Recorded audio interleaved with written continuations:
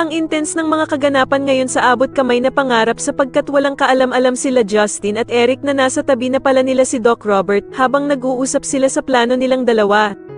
Dito nga ay maaktuhan ni Doc Robert ang pag-uusap ng mag-amang Justin at Eric, at dito nga ay ikakagalit niya ng sobra ang mga maririnig niya.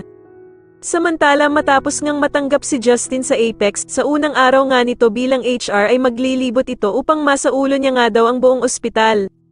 Ikakagulat naman nila Nurse Evan at Nurse Karen ang unang kita nila dito dahil sa ugaling ipapakita nito sa kanila.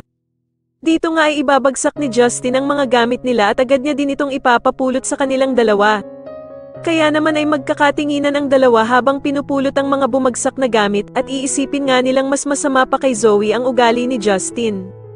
Sa kabilang banda naman matapos nga ang mga sinabi ni Annalyn kay Doc Carlos ay mukhang lalambot na nga ang puso nito at papayagan na niyang sumama ng Japan itong si Annalyn.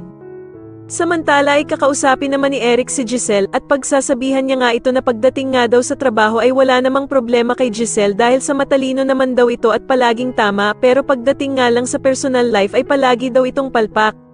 Kaya naman ay mukhang gagana ang pangmamanipula ni Eric sa kanya dahil sa matitigilan na lamang si Giselle at mukhang dodemdamin niya ang mga sinabi sa kanya ni Eric. Sa kabilang banda naman matapos ngang malaman ni Doc Carlos na sumama pala ang anak niyang si Zoe kay Moira sa Japan ay agad niyang pagsasabihan ito na wag nang sumama palagi sa ina niya dahil kapag nagising nga daw si Don Pepe ay siguradong madadamay siya. Pero mukhang tanggap na nga ni Zoe ang kalalagyan nilang mag-ina at sasabihin nga nito na nagpapakasaya na nga lang daw silang dalawa habang wala pang ang malay itong si Don Pepe.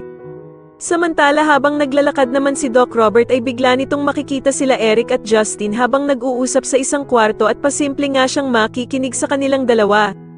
Sa tingin niyo dito na nga kaya malaman ni Doc Robert ang totoong plano ng mag-amang Justin at Eric, mas lalo na nga talagang nagiging exciting ang mga susunod na kaganapan kaya naman ay mas lalo pa nating abangan ang mas lalong gumigandang abot kamay na pangarap. Maraming salamat po sa inyong panonood at sana po ay masubscribe niyo ako. Maraming salamat po.